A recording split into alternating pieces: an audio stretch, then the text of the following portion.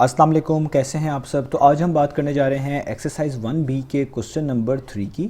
मेरे पास ये बुक 1 है जिसको हम D1 भी बोलते हैं और उसका ये चैप्टर नंबर 1 चल रहा है। इस चैप्टर से रिलेटेड बहुत सारा सोल्यूशन, बहुत सारा कंटेंट मैं पहले ही अपने चैनल पर अपलोड कर चुका हूँ। मैंने इस चैप्टर के नेम से एक सेपरेट प्लेलिस्ट भी बनाई हुई है, उसका लिंक मैंने डिस्क्रिप्शन में दे दिया है। अगर आप इसके बाकी सोल्यूशन में इंटरेस्टेड हो तो वो लिंक डिस्क्रिप्शन में से देख सकते हैं। इसके अलावा मैंने एक फेसबुक पेज भी बनाया हुआ है सोल्यूशन हब के नेम से। अगर आपके कोई सजेशंस हो, कोई क्वेश्चंस हो मेरे वीडियो कंटेंट के हवाले से, तो मुझे आप इस फेसबुक पेज के थ्रू, जिसका लिंक डिस्क्रिप्शन में गिवन है, अपने क्वेश्चंस को, अपने सजेशंस को मुझ तक पहुंचा सकते हैं। तो आइए स्टार्ट करते हैं हम एक्सरसाइज 1B का क्वेश्चन नंबर 3। मैंने उसकी जो पिक्चर है क्वेश्चन नंबर 3 की, वो आपको सामने यहाँ पर शो करवा दी है, लेफ्ट साइड पे आपको नज़र आ रही है। तो अगर आप यहाँ से पढ़ लें तो मैंने लिखा हुआ है क्वेश्चन, राइट साइड पे भी लिख दिया है। तो क्वेश्चन लिखा हुआ है find the largest whole number which is a factor of both 42 and 98।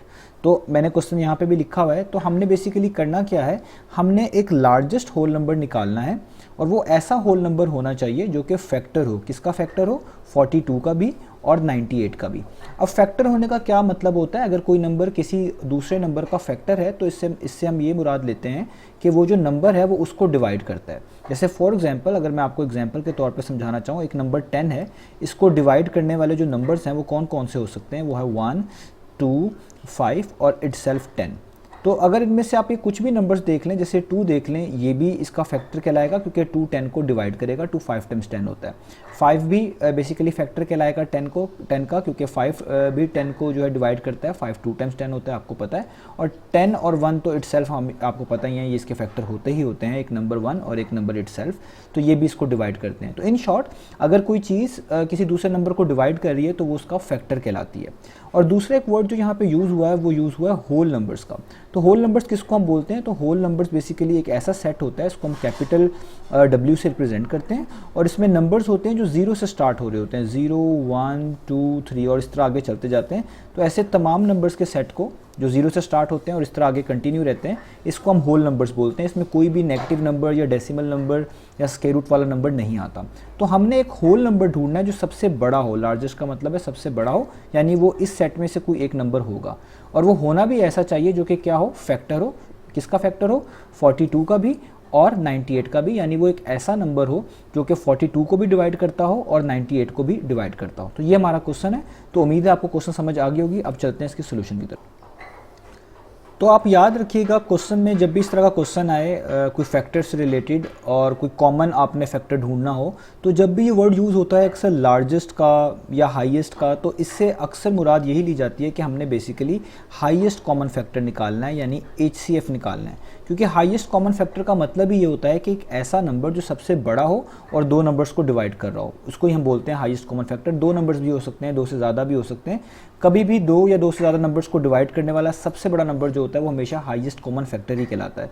तो यहाँ पे भी एक ऐसा होल नंबर ढूंढने का मतलब यही है कि वो लार्जेस्ट है, क्योंकि यहाँ पे लार्जेस्ट का वर्ड यूज़ किया गया है कि आपने HCF ही निकालना है।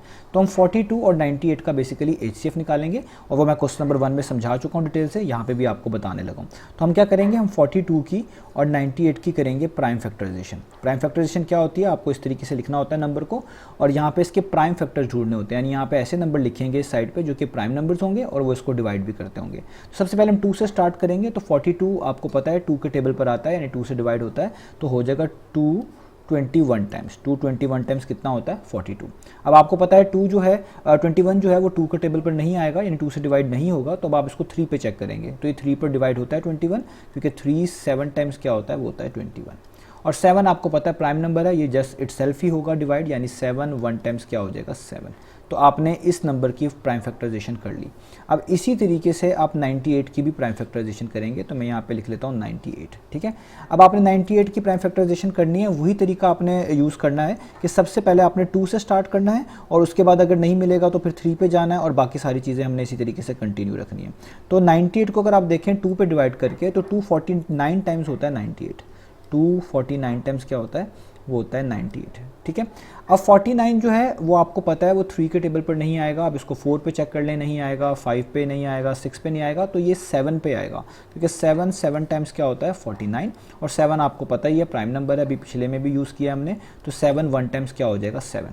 तो ये इसकी प्राइम फैक्टराइजेशन होगी। प्राइम फैक्टराइजेशन इसको इसलिए कहते हैं क्योंकि यहाँ पे जो नंबर्स आ रहे होते हैं ये सारे के सारे प्राइम होते हैं। जिस तरह आप देखें यहाँ पे 277 आया, ये भी प्राइम नंबर है, 237 आया तो ये भी प्राइम नंबर है। जब आप ये प्राइम फैक्टराइजेशन इस तरह कर लेंगे, अब हमारा नेक्स्ट काम क्या होगा, नेक्स्ट काम हमारा ये होगा कि हमने इनको लिखना है और इसमें से कॉमन फैक्टर ढूंढना है, क्योंकि हम HCF निकालना चाह रहे हैं। तो अब हम इसमें सबसे पहले क्या ढूंढेंगे, हम इसके अंदर ढूंढेंगे कॉमन फैक्टर। तो आइए अब कॉमन फैक्टर निकाल लेते हैं जल्दी से। तो कॉमन फैक्टर हम निकालने लगे, तो हम लिखेंगे सबसे पहले 42, उसके आगे इसकी प्राइम फैक्टराइजेशन लिख देंगे जो कि ये है 2, 3 और 7 जो हमें प्राइम फैक्टर्स मिले, इनको मल्टीप्लाई करके लिखेंगे इस तरह की फॉर्म में 2 टाइम्स 3 टाइम्स 7, ठीक है। और इसके नीचे 98 के प्राइम फैक्टराइजेशन लिख देंगे। तो 98 की प्राइम फैक्टराइजेशन जो है वो है 2 टाइम्स 7 टाइम्स 7। आप इसको 7 रेज़ टू पावर 2 भी लिख सकते हैं, वो भी ठीक है। तो अभी यहाँ पे नंबर ज़्यादा नहीं है तो मैं इस तरह लिख रहा हूँ, जब नंबर ज़्यादा हो जाएंगे जैसे तो फिर पार्ट्स की फॉर्म में लिखना ही ज़्यादा बेहतर होता है। अब हमने इसमें ढूंढना है CF stand for common factor. आपने कॉमन फैक्टर ढूंढना है जो इन दोनों में आ रहे हैं।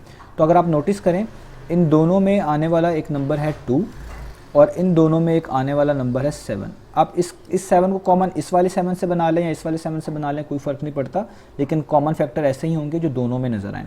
तो जो कॉमन फैक्टर होता है इसको आपने 1 टाइम लिखना होता है, क्योंकि इन दोनों में 2 आपको नज़र आया तो एक कॉमन है, तो इस 2 को 1 टाइम लिखेंगे यहाँ पे इस तरीके से, मल्टीप्लाई का साइन डालेंगे।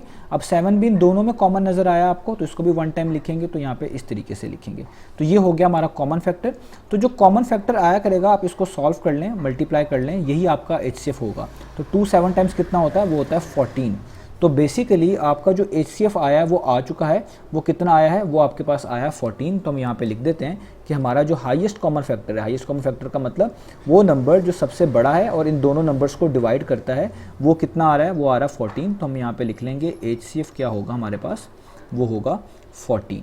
तो देखिए ये 14 होल नंबर ही है। उन्होंने कहा था आपने सबसे बड़ा होल नंबर ढूंढना है, तो 14 होल नंबर ही है और ये सबसे बड़ा भी है क्योंकि HCF है, जो किसको डिवाइड करेगा, 42 को डिवाइड करेगा। आप इसको चेक भी कर सकते हैं मैनुअली। अगर आप 42 को डिवाइड करेंगे 14 से तो आपको 3 मिलेगा आंसर, यानी 14 3 टाइम्स 42 होता है।